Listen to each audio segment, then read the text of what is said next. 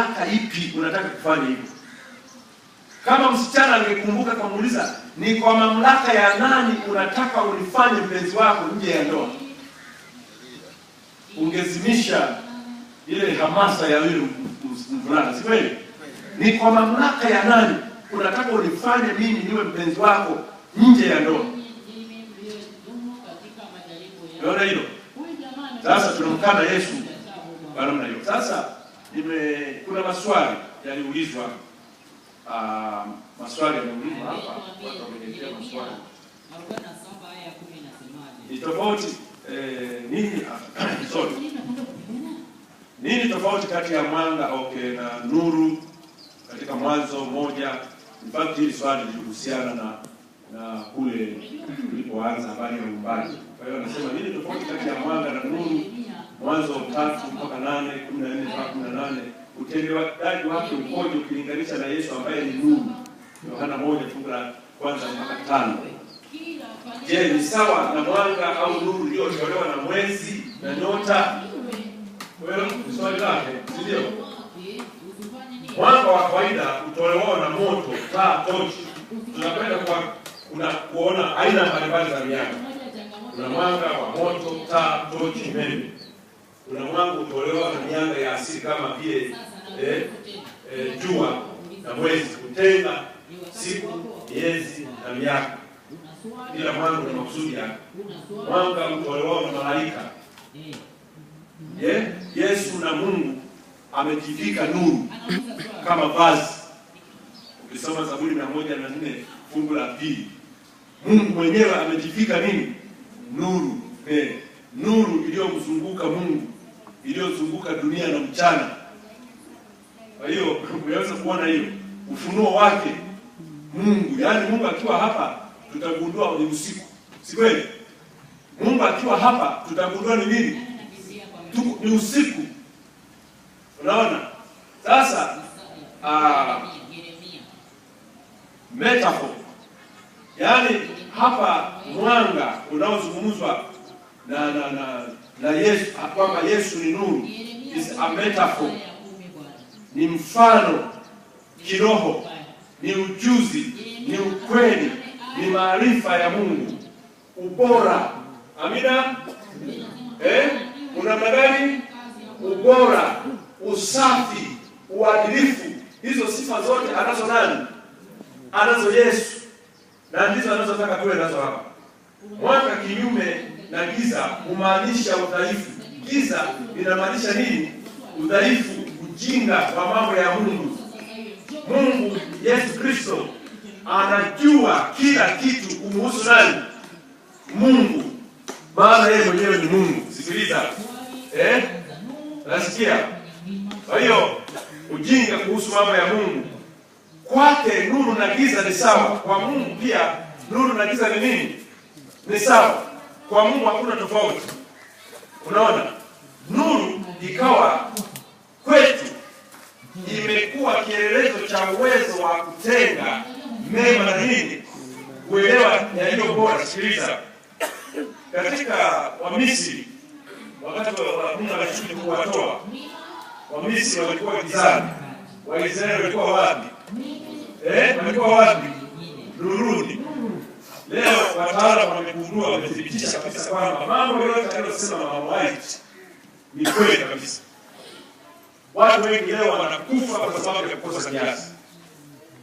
Yote aliyosema magonjwa ya moyo haya, majani ya chai, wamethibitisha ni kweli. Semeni amina jamani. Amina. Sisi tuko nuruni. Kwa hiyo tunazungumza hapa tunapotaja habari ya Yesu ni nuru, ina maana ya kiroho pia, ina maana ya ufahamu wa mambo ya Mungu. Kwetu Mungu aliumba mwanga na nuru ili pia physically tusaidie kuona kazi tunayofanya. Kama ingekuwa ni giza hapa tuonani. Hata mwenyekiti aliposimama kuomba, watu wangesimama, mwenyekiti yuko wapi? Si kweli? Wewe mwenyekiti yuko wapi? Swali la pili, tutakapoenda mbinguni tutamwona nani hasa? Tutakapoenda mbinguni tutamwona nani hasa? Swali zuri. Swali zuri kumfunua baba yake. Yesu alikuja kumfunua baba yake, upendo na huruma, ndivyo tunavyosema. Lakini yeye mwenyewe anasema mimi na baba tu kitu namna gani? Filipo akasema tuonyeshe baba, yatosha. Aliyeniona mimi amemwona nani? Mimi ni ndani ya baba na baba ni ndani yangu. Umesikia hiyo? Umesikia? Unajua hapa ndio maana nasema tutakapoenda mbinguni kuna mambo ambayo hatujawahi kuelewa, ambayo hajaingia wapi? Akilini. Sasa hivi inakuwa ngumu. Mimi na baba tu kitu namna gani? Kimoja. Sasa sikiliza. Yohana wa kwanza 3:2. Hii karatasi nitampa mchungaji page mbili hizi za majibu ya maswali haya ili myapate kunafikiri, sio vibaya. Sikiliza. Anasema atakapodhihirishwa tutafanana na nani? Naye katika umoja. Alisema tutafanana nao Mungu. Tutafanana na nani? Naye. Nasi tutamwona kama alivyo. Sasa nashukuru unanifuatilia. Sasa naenda kwenye Ufunuo 4 fungu la 2 na la 10. Linasema hivi, hilo fungu. Kiti cha enzi na yeye aliyeketi alionekana mithili ya jiwe la yasipi. Kumbuka inasema katika umoja. Si hiyo tujane tukubaliana habari ya sarufi, si ndio? Inasema katika nini? Umoja. Na yeye, sikiliza, kiti cha enzi na yeye aliyeketi, sio na wao walioketi. Na yeye aliyefanya nini? Aliyeketi alionekana mithili ya jiwe la yasipi. Yeye aliyeketi juu ya kiti cha enzi nao humsujudia yeye aliye hai milele hata nini? Milele.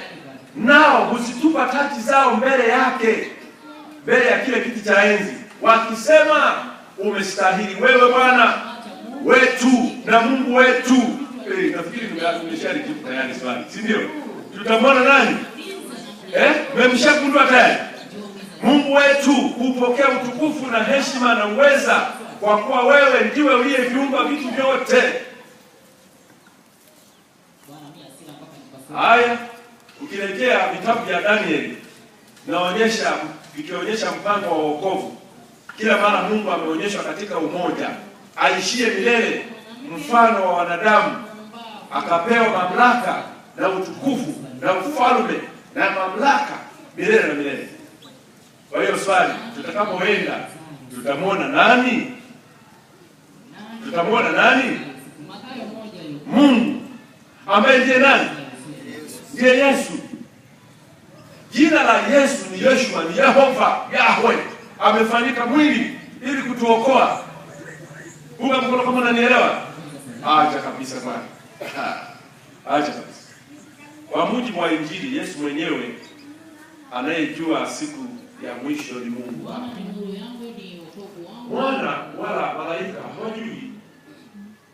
Amerejea swali katika Mathayo 24 fungu la 36. Ikiwa Yesu ni Mungu, kwa nini hatujui siku ya kuja, wakati ndio amepewa mamlaka yote duniani na wapi? Na mbinguni. Usemi wake huo unaonyesha kama sisi hapa wa Tanzania tunasema itifaki. Si ndio? Itifaki. Unajua itifaki? Au nimesema vibaya? Ni sawa sawa. Ya?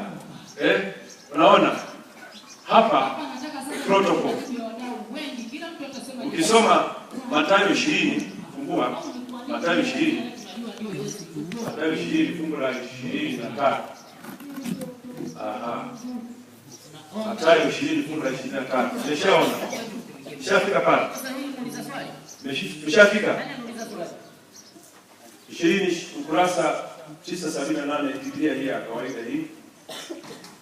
Akawaambia, hakika mtakinywea kikombe changu, lakini kuketi mkono wangu wa kuume na mkono wangu wa kushoto sina amri kuwapa, bali watapewa waliowekewa tayari na nani? Yesu anazungumza hapa akiwa binadamu wapi?